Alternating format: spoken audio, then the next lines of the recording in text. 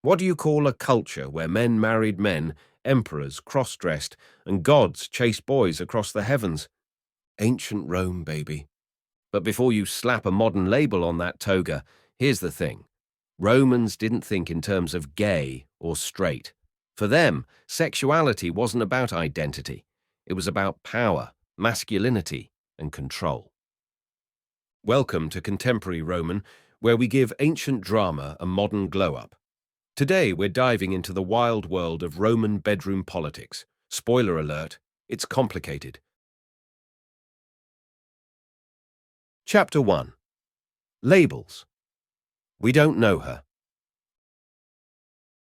Let's get this straight. Actually, let's not. In ancient Rome, no one identified as gay or straight. These categories didn't exist. What mattered was how and with whom you did the deed, and whether it preserved your masculinity. Masculinity was everything. You could sleep with men, women, or anything in between, as long as you were the dominant one. Being the giver, the penetrator, the assertive partner, that was fine. Masculine. Expected even. But if you were a Roman citizen and you were on the receiving end, you risked shame, humiliation, meme-worthy scandal. This wasn't about homophobia. It was about power. The active partner retained control, the passive one surrendered it. And in Roman eyes, power meant status, and status meant everything. Chapter 2. Boys will be boys, if they're citizens. Now, Roman society had rules, and those rules protected the elite. It was perfectly acceptable for Roman men to have sex with slaves, male or female, prostitutes, ditto, foreigners, especially conquered peoples, because in those cases the other person had no power, no voice, no status. So the Roman man remained masculine. But to engage sexually with another freeborn Roman male, especially one your own age or status, that was scandalous. Not because of who you liked, but because it blurred the lines of dominance. If both men were supposed to be masters, who was the submissive? Romans didn't like confusion. They liked hierarchy. Chapter 3. When in Rome, do as the emperors do. If you think things were spicy in the streets, wait till you get to the palace. Let's talk about emperors. Nero reportedly married two men, one dressed as his bride, the other as his groom. He staged weddings, held public ceremonies. He was extra. Hadrian openly loved a young Greek man named Antinous. When Antinous died under mysterious circumstances, Hadrian built statues, cities, and even declared him a god. Then there's Elagabalus, the Chaos Emperor.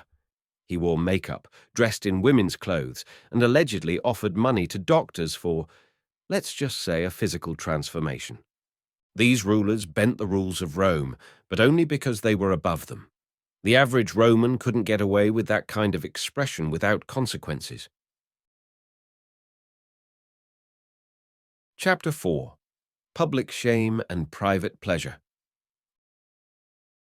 Romans didn't shy away from sex talk, but they weaponized it. Poets like Catullus, Martial, and Juvenal used sexual rumors as political insults. Accusing a rival of being soft, effeminate, or a bottom could end a career. Imagine if someone ran for Senate and their opponent dropped a diss poem about their love life. Classic Rome. The irony? Most of these poets were probably engaging in the same behaviors. But as long as they played the dominant role, they got a pass. It was less about orientation and more about maintaining face. Chapter 5.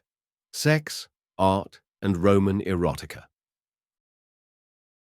If you ever visit Pompeii, don't bring your grandma, unless she's cool.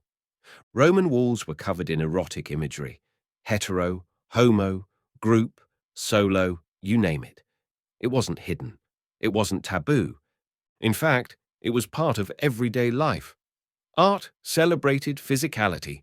Sex was seen as natural, healthy, and humorous. But again, Context mattered. A fresco of a man pleasuring another man. If one was clearly dominant, no big deal. If not, that got eyebrows raised. So, was it gay or just Roman? The answer: it was Roman. And Roman sexuality was all about roles, not identity. To us, this may sound confusing or even contradictory, but for them, it was crystal clear.